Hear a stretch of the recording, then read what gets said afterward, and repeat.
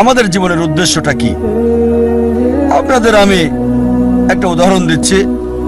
একবার একজন লোক তার প্রতিবেশীকে বলল, আপনার কুকুরটা সব সময় গাড়ি দেখলে তার পিছনে ধাওয়া করে। ভাবছি এই কুকুরটা কখনো কি গাড়িটাকে ধরতে পারবে? প্রতিবেশী উত্তর দিল,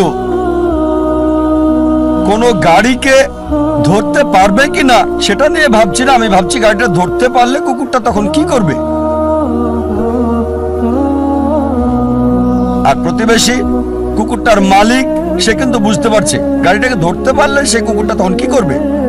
এখানে কুকুরটার উদ্দেশ্যটা কি? দুর্ভাগ্যজনকভাবে আমাদের অনেকেই আমাদের জীবনটাকে এভাবেই পার করে দিচ্ছি, এই কুকুরটার মতোই।